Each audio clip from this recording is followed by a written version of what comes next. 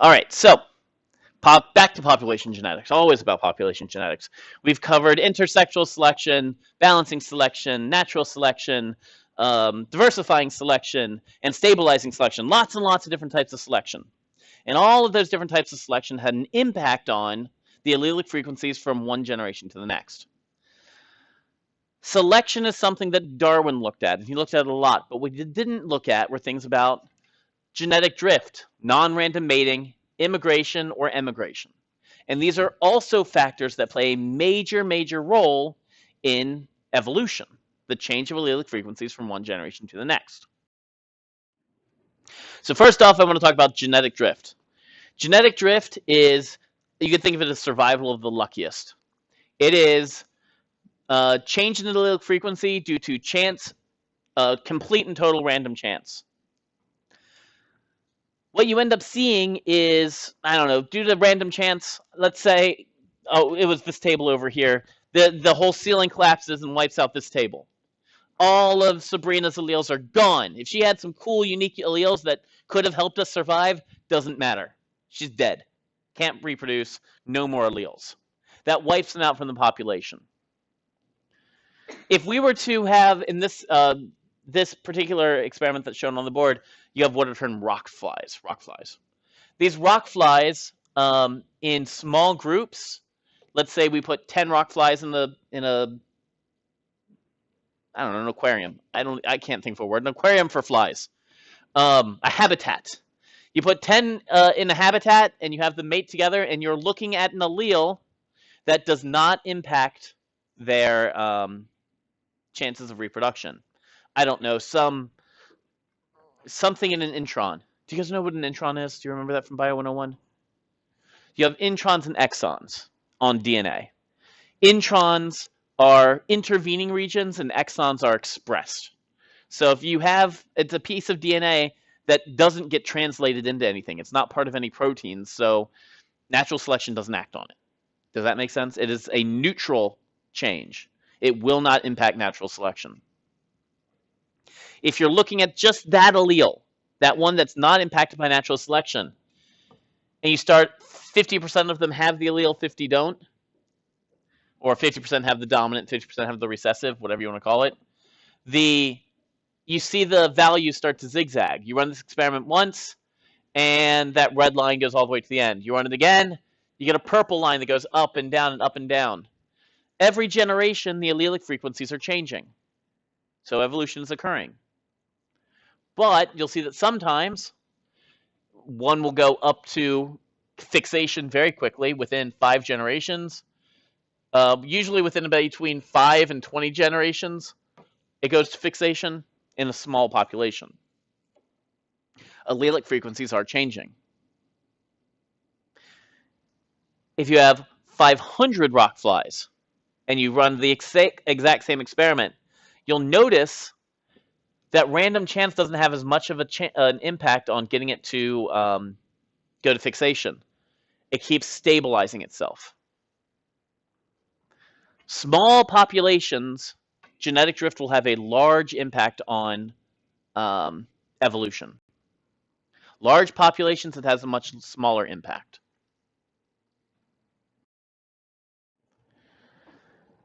Exact same experiment, sorry. 2 slides on the same thing.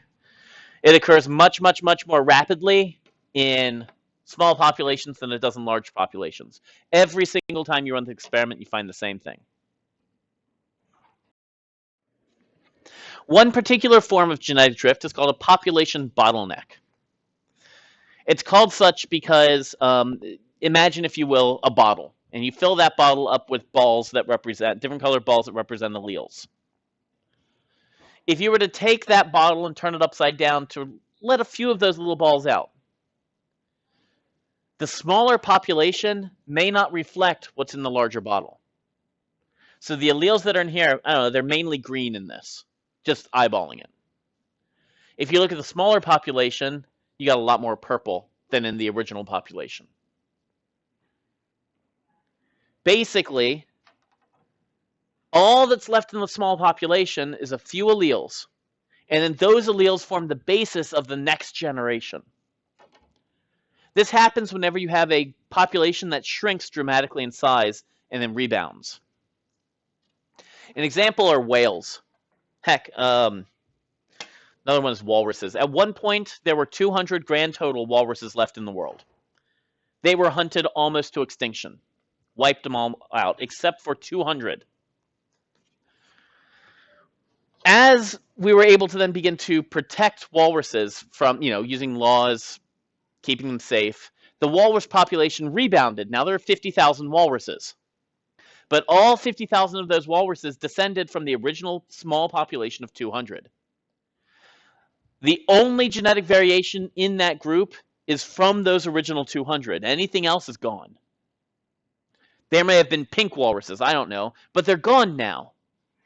We don't have those alleles present. It takes a very, very long time to recover genetic diversity after a population bottleneck.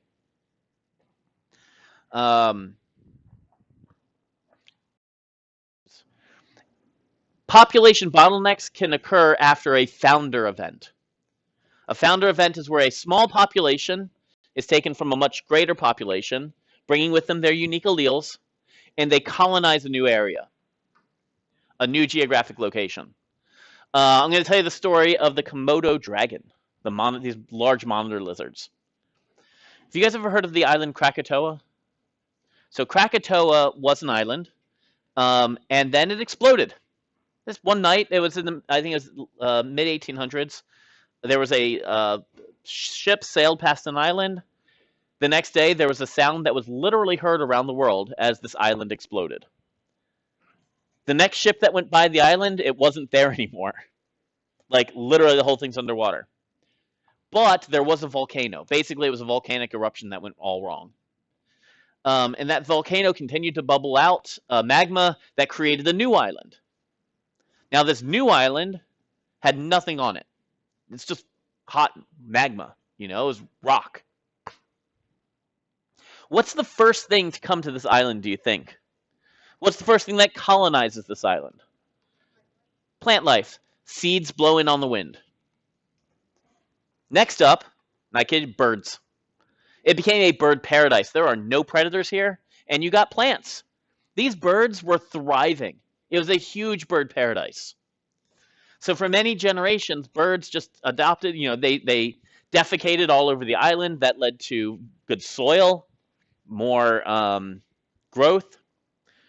Eventually, what happened on this bird paradise was a monitor lizard, likely obviously a female, floated to the island, they think, on driftwood after a storm.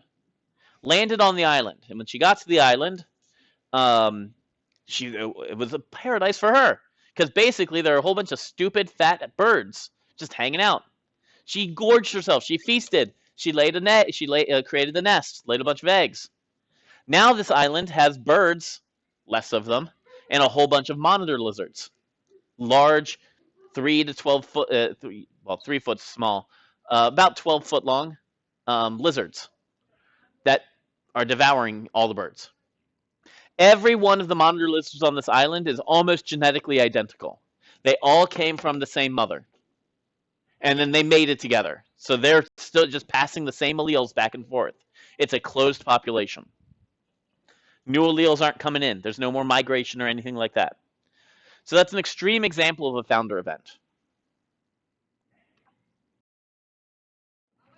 Another example of a founder event would be, think of, when you think of Scotland, you think of people that have red hair.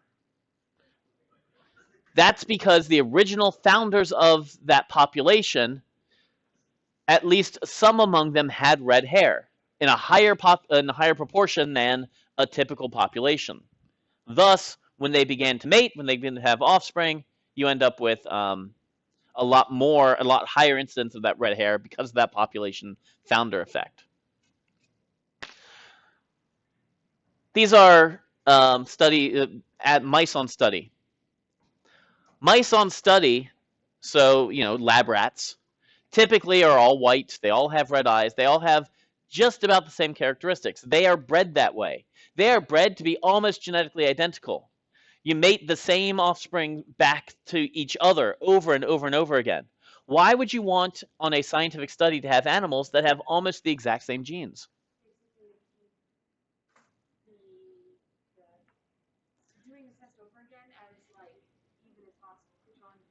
Right, you're controlling like all the possible variation there. You're testing it on the same animal over and over and over again, and then there you could basically run the experiment again, even if you killed the animal. These organisms are all basically clones. That's an extreme example of a founder event. So genetic drift leads to changes in allelic frequency over time based on sheer random chance. That's why it's sometimes referred to as the neutral theory of evolution. That a lot of the variation that we see is not due to natural selection. It's due to things that you don't really care about for mating. How many of you guys go out with people when you go on a date and you look at what they eat and they're like, "Oh, I can't be with this person anymore." You know, it's some you're like, "Yeah." If they eat Brussels sprouts, right? That PTC gene, you're like, "They're out. They can't deal with them anymore." If you've got these traits that are impacted by genes but do not impact mating, they don't impact your chance of reproductive success, then they're going to be considered neutral. They do not affect fitness. It's called survival of the luckiest, or non-Darwinian. So we have Darwinian evolution, that is survival of the luckiest. I'm sorry, survival of the fittest, and non-Darwinian, which is all about random chance.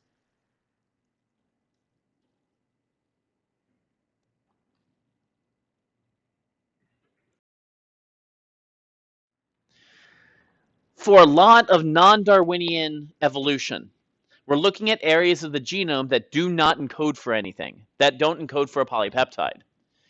The key to this is understanding that genetic code that you guys talked about in Bio 101. I know, reminding you of Bio 101. Remember you had what are termed, it's a codon made up of 3 nucleotides. 1, 2, 3. So it could be uracil, cytosine, adenine, guanine. This is an RNA. If you look at this table, you'll notice that a lot of times that first letter is very important. The second letter is very important. Here's all the leucines, for instance, CU. But that third letter, U, C, A, or G, doesn't matter. They're all the same. It's called redundancy. You see the same thing over here. U, C, anything with U and C is serine. Anything with G and C is alanine. Anything with G and U is valine. Doesn't matter about that third codon at all, or that third nucleotide at all in the codon. As such, if you were to change point mutation, that third codon, GUC, U to GUC, it gives you the exact same amino acid. And it gives you the exact same amino acid. It means that the form has not changed, nor has the function. So when we're looking at survival of the luckiest, when you get a lot of the genetic variation in your genome is at these neutral points, the third base pair, or in an intron, somewhere where you don't have any DNA being coded into a protein. So they don't have, these third codons, they don't have natural selection going on. They only have genetic drift. Survival of the luckiest. So questions on drift. All right, let's talk about migration. So immigration and emigration, coming in or going out of a population, are great ways of bringing in new alleles. Here we have a population of green. Here we have a population of brown. Right now, there's no brown alleles, but hey, look, there's a brown guy who's walking over here. That brown beetle will bring with them their alleles, and that will change the allelic frequencies just by nature of them arriving. This is called gene flow. The movement of alleles between populations. It can be the result of immigration, coming into an environment. You're bringing into the the population your alleles. It can be a result of emigration, leaving in a population. You're taking your alleles with you. The rate of movement between two populations and the starting allelic frequencies are going to determine the rate of genetic change. So I think there's a better example in the next slide. Here we got birds on two sides of a mountain. Blue birds on this left side, red birds on the right side. If there was no migration, what would be the allelic frequency of just red? It's primarily red, right? And you guys are thinking to yourself, I don't know, because they could be heterozygous. Let's assume these are all homozygous red, these are all homozygous blue, just for the sake of simplicity. If these are all homozygous red, what will the next generation look like? All of them will be red all the time. Over here, homozygous blue all the time. But once you have a bluebird fly over here, suddenly those allelic frequencies change. You've introduced blue to the population. Yeah, next generation, just based on Mendelian genetics, they're all going to be red, but you're going to have some of those blue alleles. The generation after that, especially if the sibs mate, you're going to end up with some blue offspring. The allelic frequencies will change. Now, we talked about how we define populations. What is a population? We talked about it just last 2 times ago. Yeah, what's a population?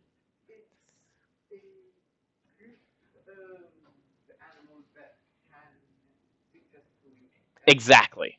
Group of animals that successfully mate. So here we know this is a population. We know this is a population. As you increase migration between the two, you can make as if migration is 100%, you're going to have a full population here. Does that make sense? They become one population, and their allelic frequencies mix. Write this down because it's going to come up.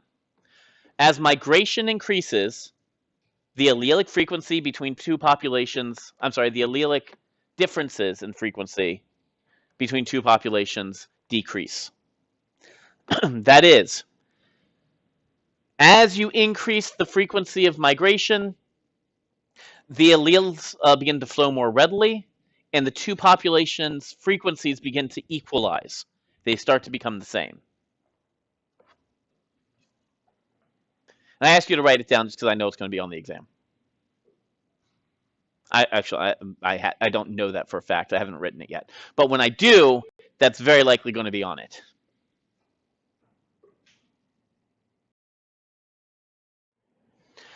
Questions on migration? Everybody's good on it? Awesome. Non-random mating. Non-random mating is where some organisms prefer to mate with other organisms that display a certain trait. That leads mating to become non-random. Artificial selection is an example of non-random mating. Corn was originally just grass that we forced into this new form. Dogs are weird. Would you guys remember what dogs used to be? Wolves, right? So dogs used to be our predators. They used to hunt us down until we decided, no, you know what? Don't like that anymore. So we started to breed these, once we captured some, we raised them as pups. We bred out the aggressiveness, bred in protectiveness. And now we've got very wide variation in dogs. Now, some organisms prefer to mate with others. You've probably seen dogs and know that they're promiscuous. They try and mate with a lot of different things, not even necessarily other dogs. Legs, chairs, whatever. This male dog would have a very difficult time mating with this female dog without a step stool. Does that make sense? Makes it very hard. Dog breeding, though, where you take two dogs that are very similar to each other and mate them together, that leads to what's termed,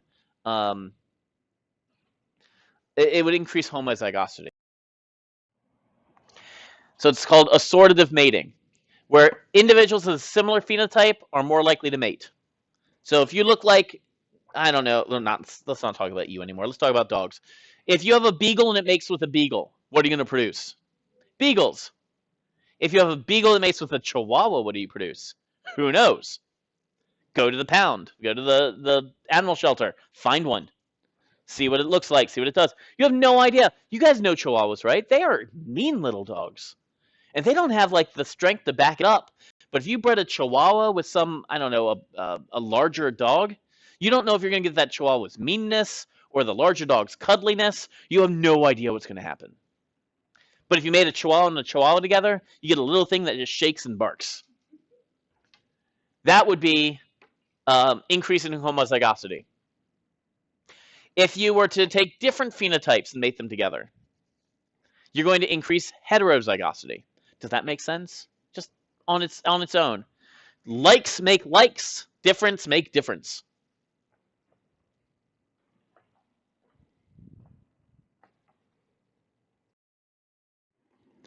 Inbreeding is an example. This is a weird part of the course we're getting into now. Bear with me on this. Inbreeding occurs when genetically related individuals mate. It is an extreme example of assortative mating. You're mating with your sibling. Well, not you, but you know. Here we've got an affected individual, some sort of homozygous recessive condition. I'm not sure if you guys remember how to read pedigrees from Bio 101. Basically, circle is female, square is male, filled in means affected. Little black dot in the middle means carrier. So you have an affected mating with an unaffected. They produce offspring. These offspring are carriers. They're carrying the condition. If they turn around and mate with somebody outside, you know that their offspring will also be carriers. If those cousins decide to mate, the chances of them producing an affected individual are 1 in 4. The chances of this carrier mating with a non-carrier, a normal person, and producing an offspring that's affected are 0. So when you look at inbreeding, it increases chances of a homozygous condition.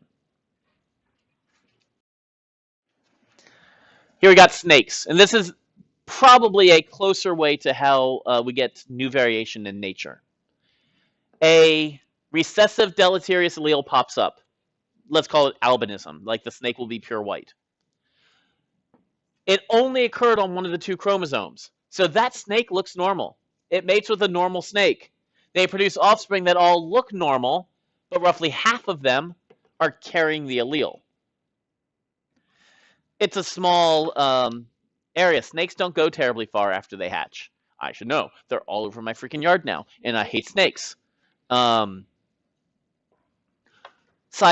I went under my house to I had okay, so I thought I was going to fix things. I went under there in order to fix a pipe. And I crawled into the house. I took my phone with me because that was my source of light. Just like most of you, that's my flashlight.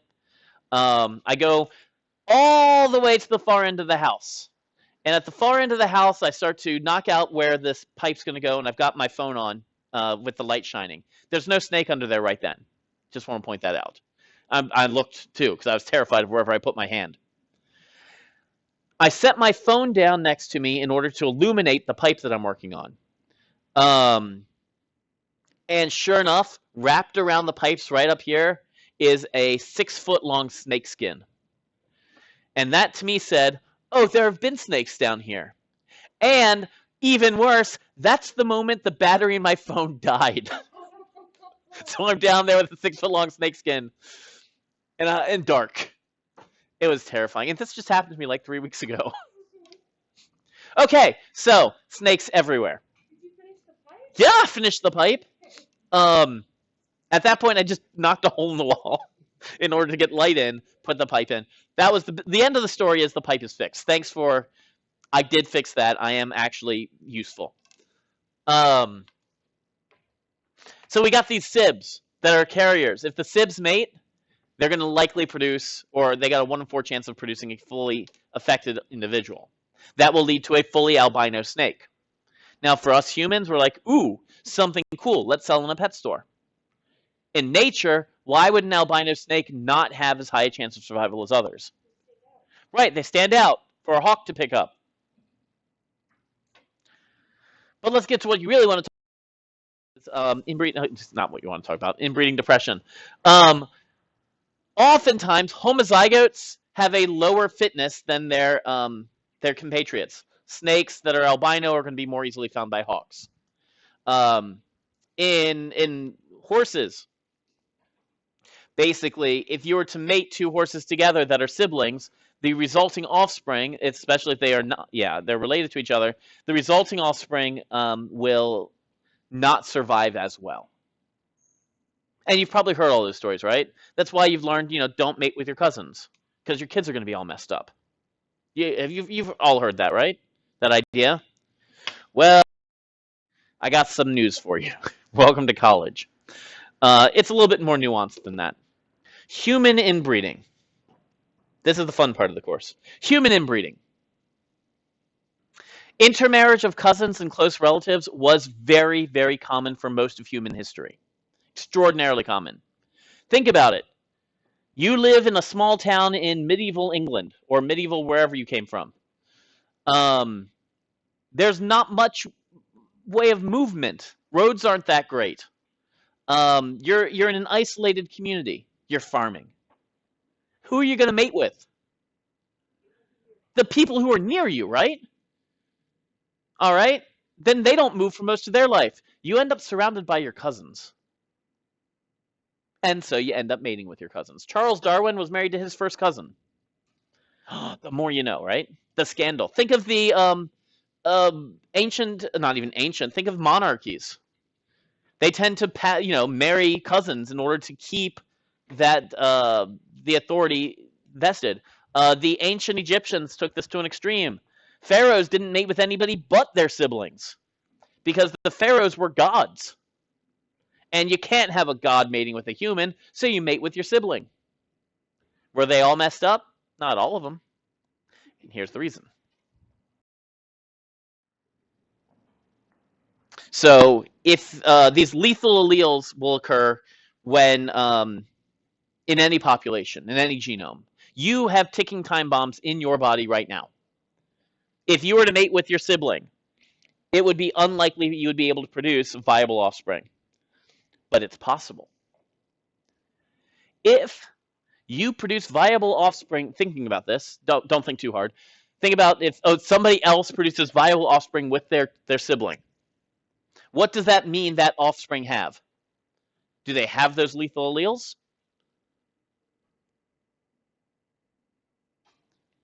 No, they're gone. 3 generations. 3 generations is all it takes to get rid of lethal alleles in an inbreeding population. How we can have societal inbreeding. After several successful generations of inbreeding, most lethal alleles have been selected against, and they are out of the population. There's strong selection there's strong selection with lethal alleles, but once you are forced to continue mating for several generations, you get rid of the lethal alleles, and suddenly it's safe. You're producing normal offspring. This has been used for a lot of human history in order to pass property and wealth from one generation to the next. Now here, we don't do inbreeding, I hope. In our country, there's a culture of you outbreed. You don't mate with people who are close by. And if you do, you find people that aren't related to you. And that's part of the whole westward expansion thing. We constantly kept going out and out and out. Where do you hear, think of, I'm not even going to, where would you hear that inbreeding occurs? Where would you expect it to occur in the United States? Utah, okay. Where else? Alabama. Deep South. Mountains. Why? The Appalachian, yeah. Why would they occur in these regions?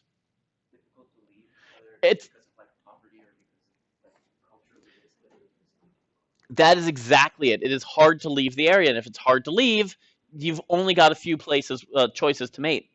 Again, you guys know I worked in Danville. In Danville, it was a legitimate risk and a perfectly normal thing to try and figure out of, are you my cousin, before you started dating somebody. Not kidding. And there were issues where people were like, oh, and I found out that I was dating him, and they're, yeah, right? It's kind of odd.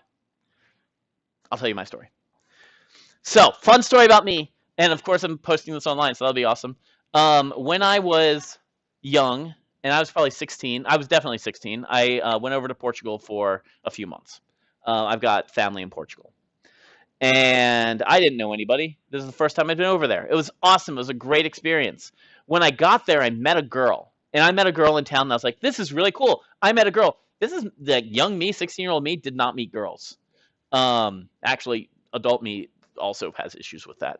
Had issues. I don't anymore because I'm married. I am totally married. I don't need to meet girls now. But I've always had issues with girls. 16-year-old me was like, I'm in Europe, and I'm American, and I can do what I want. Well, I met a girl, and I had such confidence, and I talked to her, and she talked to me back, and that was amazing. She even spoke English. They thought it was cool that I was from America. It was great. Got her in, a way to contact her. I was like, I'm doing awesome. And then I went to the family get-together later that evening, and she was there. And then I was like, huh. Okay, well, that's done. But that was a surprise. So there's my brush with societal inbreeding. Nothing happened, just so you know. But it's possible. Be aware. We can use, we have to, not use, but we have to take account of inbreeding depression when we're trying to manage endangered species. You guys know what an endangered species is, right? It's one that's on the verge of disappearing forever. If it's near the edge of extinction, if there's only a few of them left, then inbreeding depression may result. And if inbreeding depression results, the number of organisms drops even more. It leads to a spiral. In order to stop inbreeding depression, scientists may begin to introduce new genetic material. That is, let's talk about the ibex. The ibex was I'll tell you the fun story about the ibex real quick. The ibex was an endangered species of goat. Very, very large goat. There was one remaining male ibex left in the world. This one ibex was protected 24 hours a day. It had its own reserve. In order to try to populate the species, they introduced female goats from another species. They got along very well. They produced mini ibex goat offspring. But then quite suddenly one day, the ibex was under a tree.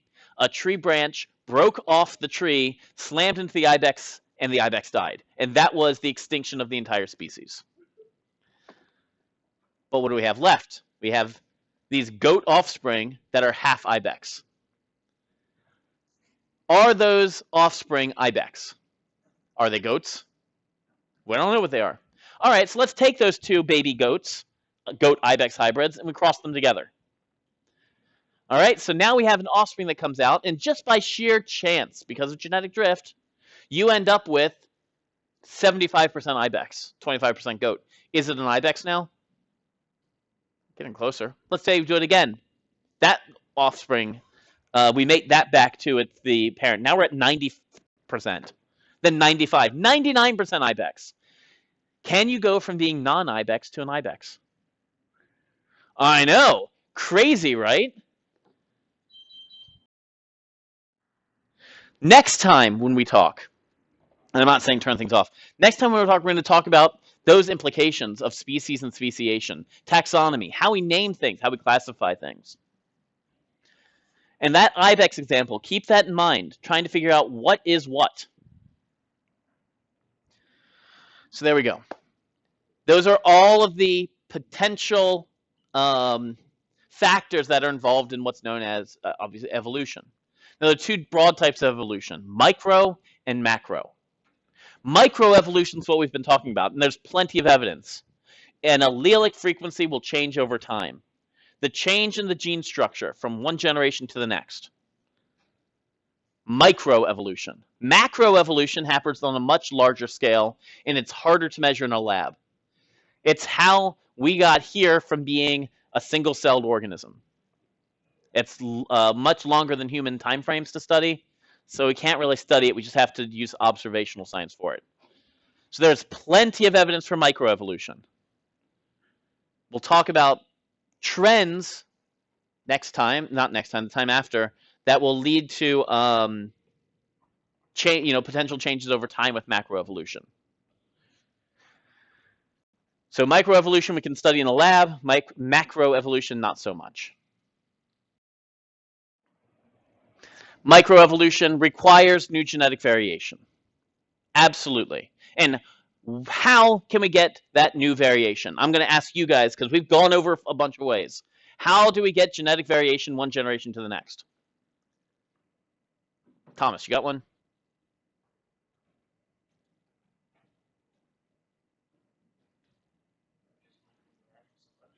Natural selection. Fine. That's one. Yes. Immigration. There's two. Carly, you got one? We got immigration. We got natural selection. No? Skylar? That's Skylar. Wait. You're Michael? Michael. Got any? Okay, so we got natural selection. We got immigration. Mutation. Two more.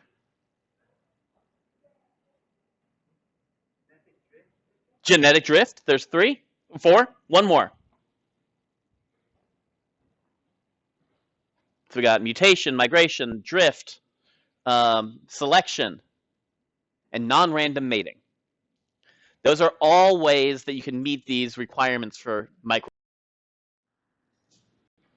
Anything that increases the prevalence of an allele in a given population. Macroevolution occurs at a higher level. It's the accumulated effects of microevolution. Microevolution leads to changes in a trait. Macroevolution is all those put together.